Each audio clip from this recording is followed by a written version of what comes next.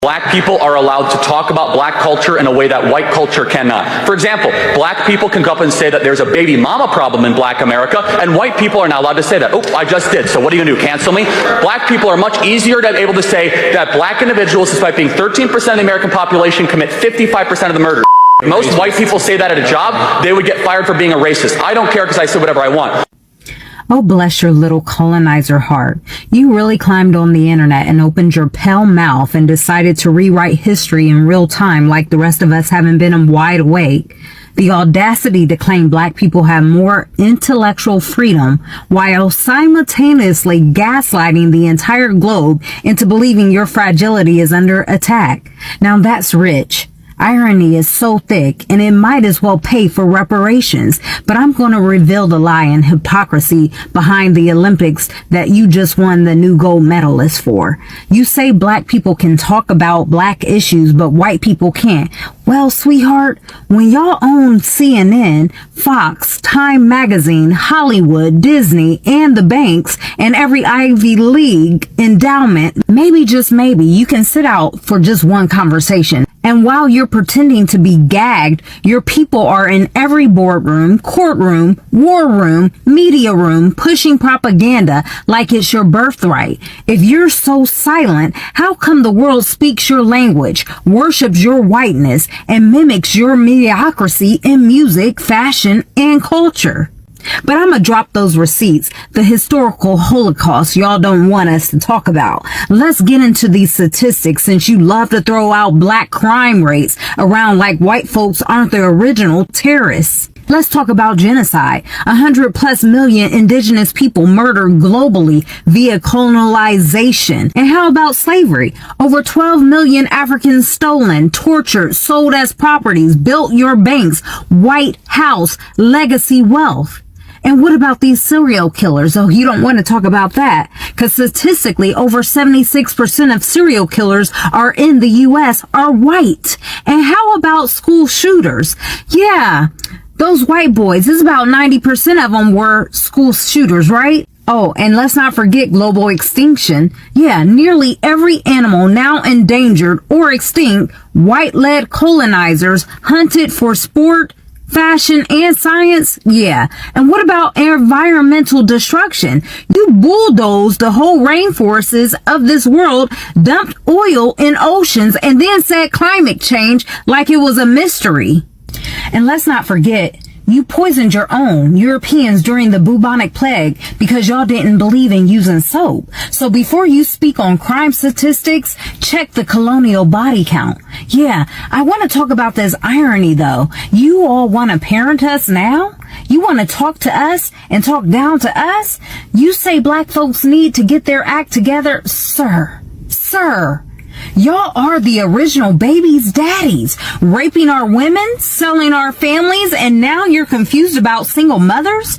Your wives were sipping tea while your children suckled on the breast of black nannies. Did you forget? That's the origin of your wet nurse economy. You stole our families and then had the nerve to blame us for the fracture.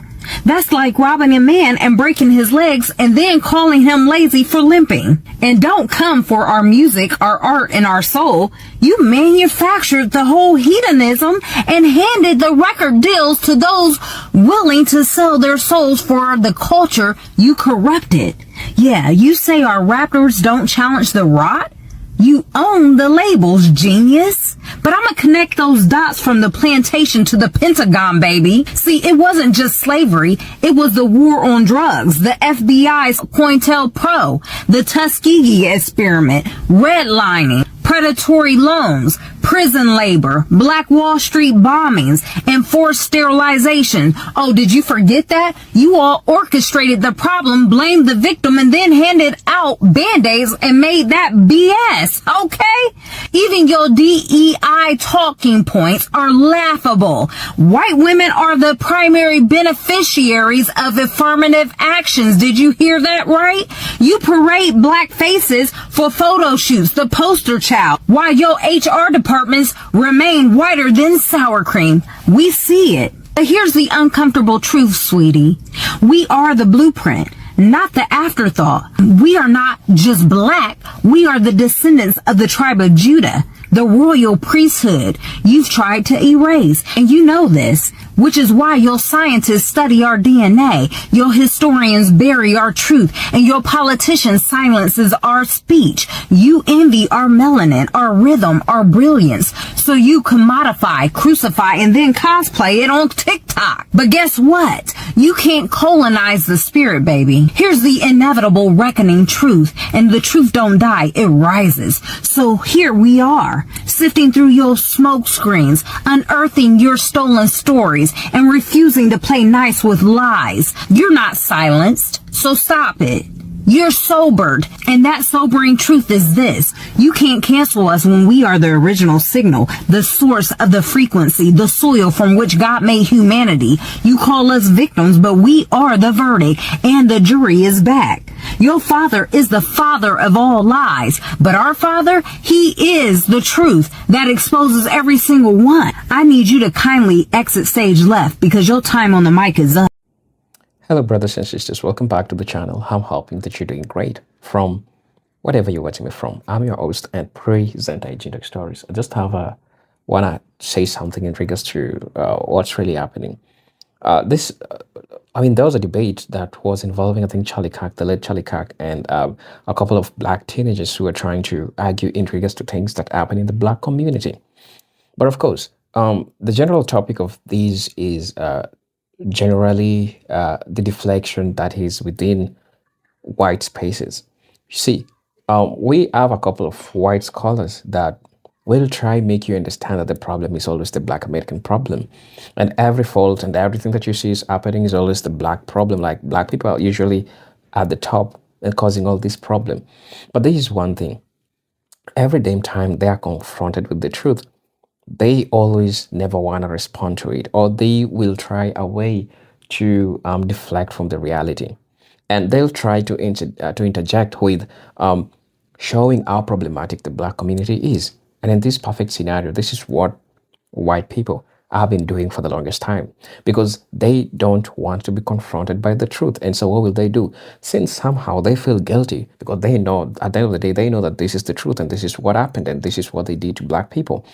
But they'll try fix something. They'll just try to come up with facts that are far-fetched and try to fix things and make it look like, the black person is the problem, and even try to make black people less intellectual in an argument.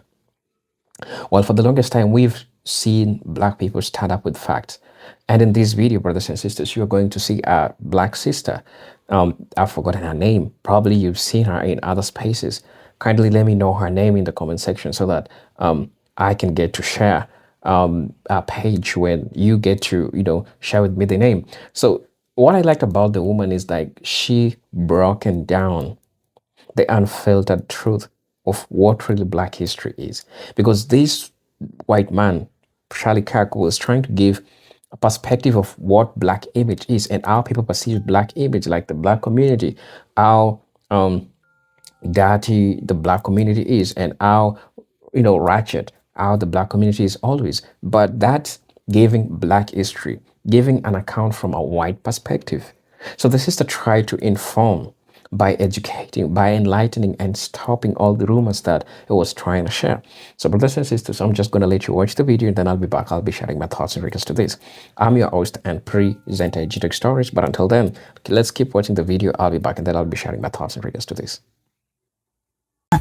Black History Month is canceled. Black History Month was started by black people. So how is the government going to cancel something that black people created? So it is up to us to keep black history alive now. Because when in the world have we ever asked for a president's approval to celebrate and honor our own people? Never. So we're just going to keep on doing what we always do. Buying from black businesses, supporting black organizations, teaching ourselves black history, having a cookout. Now I do have to plug myself. Because I wrote a book about black history for kids and teens to learn that black history figures can connect to their own life through personal stories from my life and fun facts about these figures and their stories and their emotions. So please pre-order it today. Thank you. So I had some white colleagues ask me what I thought about Trump actually segregating whites and blacks. And I actually told them straight up, like, honestly, I would love that.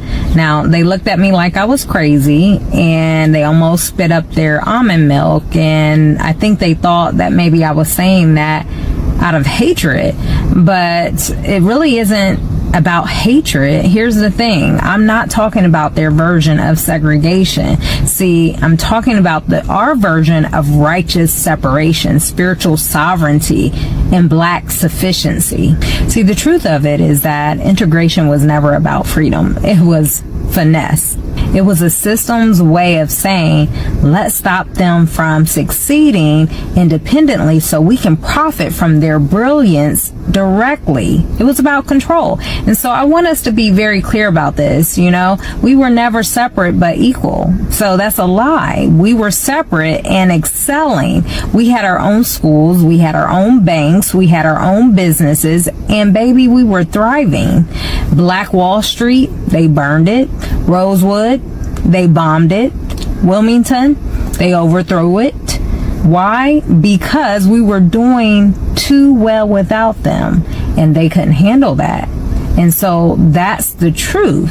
They didn't really want segregation gone. They wanted control. This is why we know that integration was just repackage of chains. When we were separate, we actually were building and excelling. And when they saw that we could excel without them, then it was like, oh no, we got to take control and make sure that their labor is profiting us.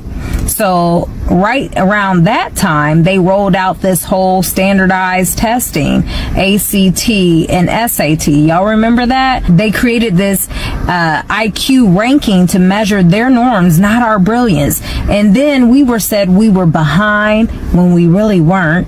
We were just building our own lane, not asking for theirs.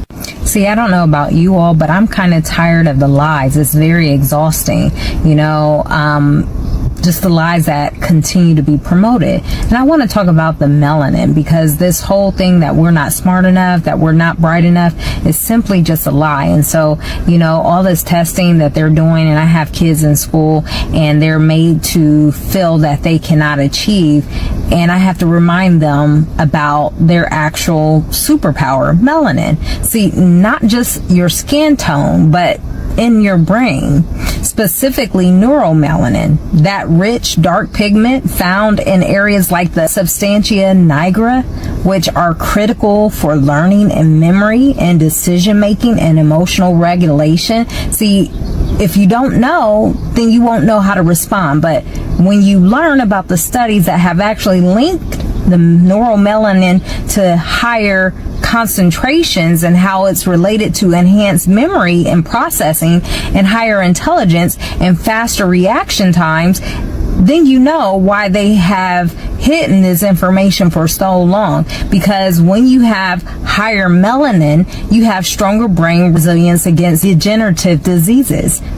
So translation to that is melanin doesn't just make you glow, it makes you grow. So we know that it's not coincidental that people with more melanin have historically been creators, inventors, innovators across every discipline, while also being the most suppressed, because they know that the more melanin you have in your body and in your brain actually produces higher intelligence. So the Bible also says this too in 2 Corinthians chapter 4 verses 7. It says he placed treasures in earthen vessels. What treasures? It was in us all along, right? So we have more melanin, and we know that people with less melanin, because it's a recessive gene and it's a mutation, lack the same level of intelligence, of many different benefits that come along with that. What's so interesting about it is that we're supposed to be looking at this as if it's something negative. But why is it negative when every other cultural group does this? Group economics.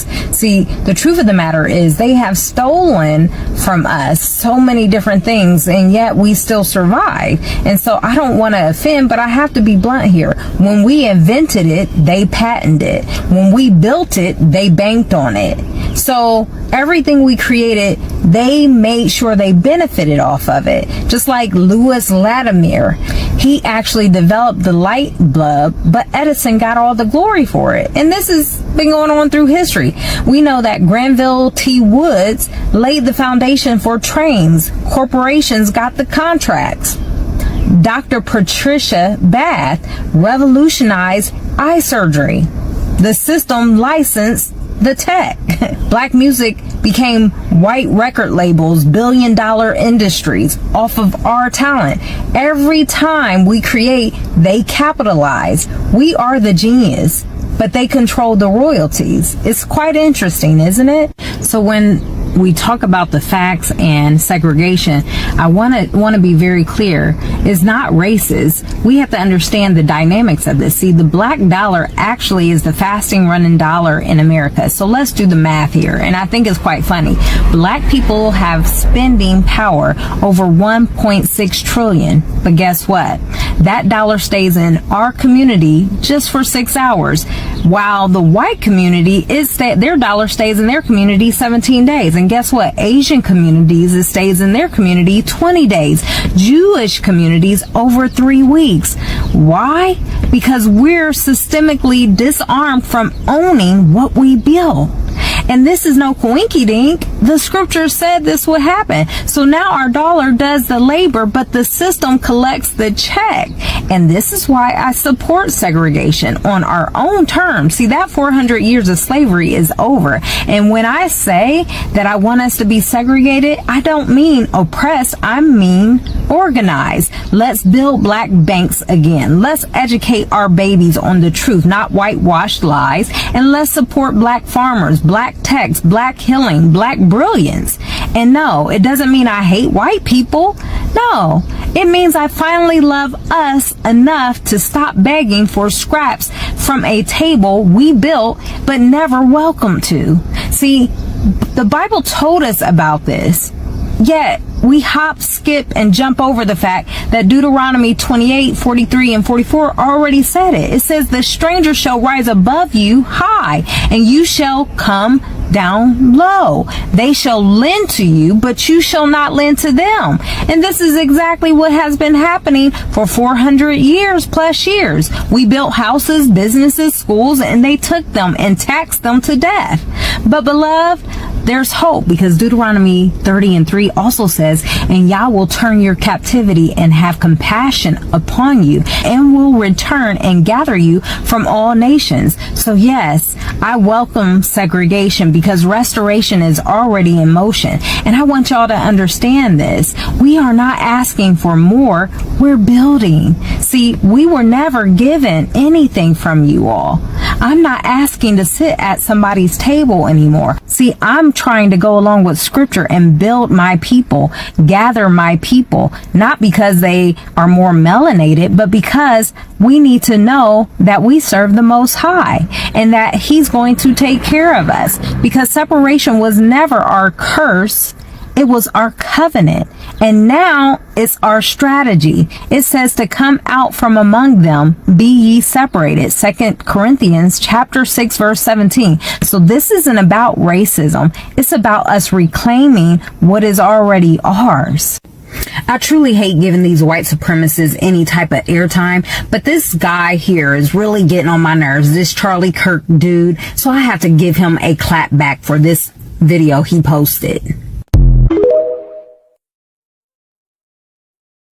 Accurate history is teaching white Americans how white slave owners raped, beat, humiliated, mutilated, murdered, and cannibalized their slaves. Accurate history is teaching that George Washington's false teeth were made out of his slaves' teeth. Accurate history is teaching that Abraham Lincoln may have said some words and signed some shit, but he did not physically do anything to free the slaves. The white abolitionists also often get almost total credit for freeing the slaves. I bet you've never even asked yourself what the slaves were doing to free themselves, and the answer to that is most of the fucking work, including giving the ultimatum of war. But then we get a bunch of white people mad that their kids might feel guilty if we teach real history. It's not about your white child's feelings. Teaching accurate history isn't about white people's feelings, but that does sound like something that someone who's only ever been taught a white glorifying version of history would counter with.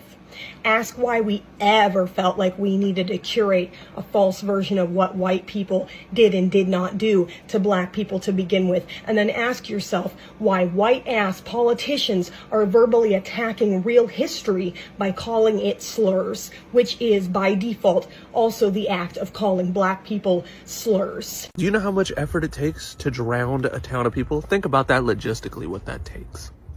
I want to make a series here on TikTok and call it White Black History, because as a white person, I know we don't get taught the truth. Not in America.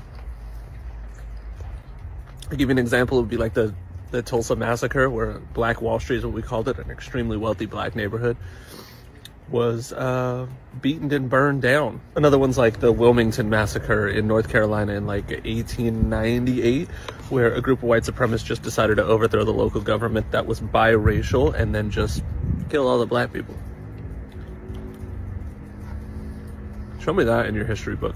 Or you have like the CONTOPRO and like the targeting of black leaders from like 1950 something to 1971, where basically it was an FBI initiated program that was designed to infiltrate and target black leaders, black communities, anybody who was really outspoken against things. We just don't learn these things. Like literally the FBI and the CIA have been involved in the disparagement, displacement, and eradication of black people and their wealth for ever. Then when somebody brings it up, we sound crazy because you haven't heard it in a textbook in 6th grade. Why would we teach you you're the bad guy? It's crazy. It's crazy the amount of things that we don't get taught that are actual things. There were several black towns that were drowned. Drowned. Think about that for a minute. Do you know how much work and effort it takes to drown a town because you don't like what they look like? Oscarville, Georgia, Choctaw City, Alabama, Seneca Village in New York, more recent, Coalinga, Alabama, Freedmen's Towns in Texas.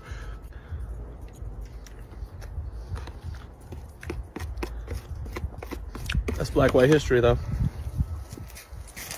As more people are kidnapped by ICE to fill their quota, I am reminded time and time again of the Fugitive Slave Act of 1850. The Fugitive Slave Act of 1850 essentially gave officers and people the right to kidnap black people who they believed ran away from their enslavers to be free. You can probably guess that even if that person was legally free, they could be kidnapped, even if they did have legal papers that they were a free person. Often, people who were kidnapped under the 1850 Fugitive Slave Act could not testify for themselves or did not have a trial with a jury in court.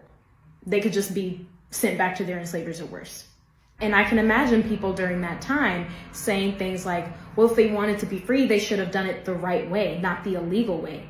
But can you imagine how difficult it was to get your freedom as a black person when the entire country was built upon your back? And often people would be hired and paid to hunt people down and kidnap them. The more people that they ripped from their homes, from their families, from their freedom, the more they got paid. Are you starting to see the comparisons here? The dehumanization, the stripping away of rights? Are you starting to see the purpose of ripping communities and family apart for power and for money and blaming it on the victims who are truly just trying to find safety?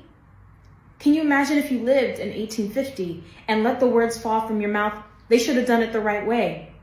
They should have proved their humanity to us the right way.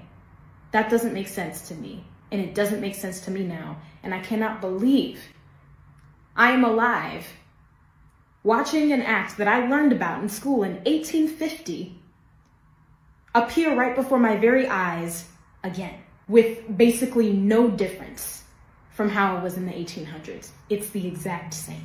I don't want to end this on a sad note. So please educate yourself on your rights and protect your neighbors, protect your friends, protect your family, and learn your history so you recognize when it is repeating very obviously. That's all. So in light of the recent protests calling out the United States government's violence towards migrants and protesters in Los Angeles, there's a growing historical debate whereby conservatives are trying to downplay and whitewash the injustice of how America quote-unquote stole California from Mexico in the first place. They're basically claiming that Mexico lost the war fair and square and formally sold the land by choice. But that's not exactly what happened, and it looks like we need a refresher on how messed up this was. So the story pretty much starts in 1845 when James K. Polk becomes president. Taking California and other Mexican land to expand the United States was pretty much at the top of his to-do list. But when Mexico decided to turn down his offer to buy the land for $25 million, he decided to take it by force. It was actually at this exact time that we first encountered the term manifest destiny, or that whole idea that white Americans were destined to take over the continent and that Native Americans, Mexicans, and even in some cases the British were standing in the way of this progress. So here's where things get especially grimy. To provoke the conflict needed to seize the land, Polk sent General Zachary Taylor with 4,000 troops to the Nueces Strip, land that was disputed but clearly claimed by Mexico. He put them right next to the Mexican city of Matamoros, knowing that from Mexico's point of view, this would be seen as an invasion of their country, one that they would have to do something about. In case the story's getting a little bit murky, let's just take a look at what some of the Americans back then had to say about this. Polk's own Colonel Ethan Hitchcock, who was in the front lines, wrote, "We have not one particle of a right to be here. It looks as if the government sent a small force on purpose to bring on a war, so as to have a pretext for taking California and as much of this country as it chooses." Basically, he knew that the president was sending American troops to provoke a conflict and die so that they could muster up enough support to start a full-scale war. In a short time, Polk finally got what he wanted in April of 1846 when Mexican troops decided to defend their territory, killing 11 Americans. This was known as the Thornton Affair, and right after it, Polk ran to Congress claiming that Mexico had invaded our territory and shed American blood upon American soil. But everyone knew that this was disputed land that had largely been seen as Mexican.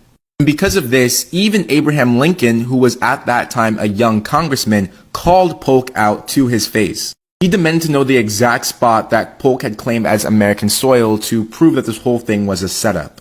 An abolitionist and philosopher, Henry David Thoreau, even went to jail to avoid paying taxes for what he knew was an unjust war. And admittedly, the Mexican military never really stood a chance and was unmatched and crushed by the US forces. This led to US troops storming and occupying Mexico City, and with the official Mexican government in complete collapse, a provisional Mexican government was forced to sign the Treaty of Guadalupe Hidalgo under extreme US military pressure and practically at gunpoint. On the ground, American soldiers looted homes, raped women, and brutalized civilians. Racist propaganda had taught these soldiers to see Mexicans as subhuman, and many military leaders just decided to look the other way if they didn't participate. And here's what Ulysses S. Grant, who won the Civil War for the North and later became a US president, had to say. He was a second lieutenant at the time of the Mexican-American War. He wrote that the war was one of the most unjust ever waged by a stronger against a weaker nation. And he said that soldiers were sent to provoke a fight so that Polk could blame Mexico for starting it. So when people today march with Mexican flags or speak out against how our country treats immigrant communities, it's okay to acknowledge something that we should all know as a historical truth. California was taken from Mexico through lies, provocation, and an unjust war of conquest. And the very generals who fought to seize the territories, white Americans at that, said so themselves. But that's just part of the story, and I'm working on a full-length article which will tie military provocation back then to what Trump is doing with the military today. So if you like comprehensive history lessons related to current events and filled with cited facts like this one, feel free to subscribe to my Substack newsletter, which is completely free. If you're on Instagram, you can just comment the word newsletter below to be DM'd a link to my Substack account. Or otherwise, just go to historycan'thide.substack.com. Until then, let me know what you think about all of this. Let me know if you want a part 2. And of course, please follow for more. What you're watching right now is a tradition of Kansas City Chiefs fans called the Tomahawk Chop, where audience members swing out their hand in a chopping motion and vocalize what is a made-up version of a Native American war song. And it's reported that at last year's Super Bowl, fans did the chop before the game, during it, and at the victory parade. But wait, because anytime that it's brought up that the chop or the Chiefs team name is a racist mockery of Native Americans, it won't be hard to find people, yes, including many Native people, who say that these things are not offensive. And then the question becomes, becomes, especially for people like myself who are not native, is it even appropriate to be offended on other people's behalves and to call out these traditions? So I'm going to preempt my video by responding to that point. The main issue that I've noticed here is that when activists are calling out these practices as racist, their opponents are quick to equivocate and say that these things are not offensive. But the conversation around what is and isn't offensive is obviously very subjective and can vary or be manipulated from person to person. And being from the DC area, I've seen the same tactic used to halt the changing of the name of my home football team for literally decades. Now let's be clear, to many people, including native activists that I know in my real life, these images are terribly offensive. But even if we hold that over here, the idea that racism can be reduced down to offensiveness shows a very limited perspective and understanding of how American society works. When saying something like the tomahawk chop tradition needs to go, it's not based on vibes a group of people had one morning. It's based on undeniable historical and social realities that demonstrate a problem regardless of who expresses being offended. For example, it's undeniable that these traditions and stereotypes have been proven in multiple academic articles to lower the self-esteem of Native youth and impair all youth by making them more culturally insane. Hello brothers and sisters, welcome back to the channel. I'm hoping that you're doing great. Now, what's the point of deflecting from the reality? And you know damn well that when you are told the truth, you will always try to deflect from the truth, because this was Bali and what she said was the truth. And I like the way she broke down by schooling, by educating them on what really the Black history is, because for the longest time these people have been trying to share what's not the Black history. And this also takes us back to how do we call them? We call them the revisionist historians.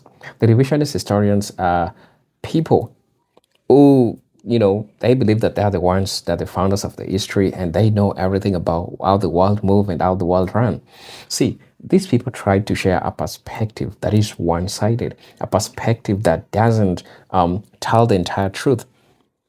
I mean, about the Black people. Like, for example, Columbus said that he was the first person to get into the United States, right? But Black people are trying to tell him, yo, you get into the United States and the first thing that you did, you find Black people. So how was you the first person to be in the United States or to discover the United States when you went there and saw Black people? And we have so many archaeological evidence. We have so many research that has been done in regards to this field to just prove the reality. And this is just one part or just one instance of what revisionist history does to the reality. And I believe that most of Black people have become so much sensible to all this wrong information that they have been given. And sometimes you see a Black person walking out there with, you know, with hate because they don't like themselves, or sorry, somebody's trying to call me. They don't like themselves because what they were told about them is not the entire truth. Because these people were told a lie, and that's what they were sold. So when you are sold a lie, you're a person who is walking with what's not your history, right? And it's so crazy that it is always the Black community that everyone has always something negative to say about Black people, because they are always cherry-picked. At the end of the day, you realize how much significant Black people are to the United States. And at the same time, when any other group gets into the United States, they are the first people to be cherry-picked against the Latinos, the Asians, some Africans. People do all these crazy stuff and say all this crazy stuff on the internet about Black people, so that when you get to hear what they say, you really, that baffles your mind, because you're trying to ask yourself, how, when did all this happen? Because you're trying to find the truth, right? So when we have people that call themselves scholars, or people that believe that they have learned and they know what they're doing or what they're saying, most of the times when they have learned from a perspective, they're giving an account from a white man's perspective. They're not giving account from a Black person's perspective, because of the Black excellence, because of the Black resilience, Black people are still able to stand and do some things that were never expected that they'll do. So it becomes so much difficult for them to believe that Black people can honestly do and take spaces in things that they never believe that they'll ever do. So it becomes so much difficult for them to accept. But one thing that stands out is that they are all a product of a system that have been lied to. Of course, you understand that white people have been lied to, and they have been lied to about what black people do, how black people operate, and the history of black people. So if you want to get the true history of black people, get it from black people so that you can get to be educated and get to know the truth, because that's just the truth, because everything that you're being told are all lies, or at least we have some truth which are marked with lies. And that's what has always been the United States. That's the United States for you. Because when you keep on getting historical accounts from people that don't want to share the reality of what really happened to black people, I'm telling you, as a matter of fact, what you're going to get is a biased history, is a biased opinion. Is an opinion which is so much far-fetched from the truth, because all they want you to learn, they want you to learn the negative side of the black community. They don't want you to learn the positive side and the greatest contribution and the excellences and the resilience of black people and how gifted black people are, and how that makes so much the United States to be in the charts when it comes to music, when it comes to sports, when it comes to generally entertainment, education, just name it all, right? They've played a significant role, and they've marked to be the blueprint of the United States. As the saying goes, Black American history is American history, because they form the fabric, they form the success, they form the greatness of what we call the greatest or the mighty United States. At least it was before, but not right now. So I think that at this point, it's so much important for you as an individual to get, to learn, to understand that what you are told about black people were all lies. And you need to find the true account. You need to find the reality of who real black people are, because what you're told, that's not just the truth. That was a lie, right? That's not a lie. So you might see a person, he looks so much educated. He knows what he's saying. Perfect example is Charlie Kirk, and a couple of things that he said about black people, at least the late Charlie Kirk. May his soul rest in peace. I got no problem with the dead. They're probably resting where they are. So my point is, it goes generally to every person that gets their information, history, which is biased. Of course, I like to admit that we have white historians, white scholars that stands with the truth, that wanna talk about the truth, that they understand that the only thing that will set them free is the truth. And so it is always important to have a perspective that at least supports the truth, a perspective that is on a neutral ground, that understands that even I'm trying to criticize black people. Of course, black people ain't no perfect, right? Yeah, probably black people have also done some things in, all this stuff. I agree. But you pointing fingers to the black people doesn't make you to be entirely clean or entirely righteous or anything that you're trying to, push forward to everyone. But just think about it. What role have you played as a white person to make black people or to make the United States great? So please, brothers and sisters, just let me know what you think about this video. I'm your host and presenter, Agent Stories. But until then, I'm hoping to see you on my next video. Peace, love, and harmony. Salute.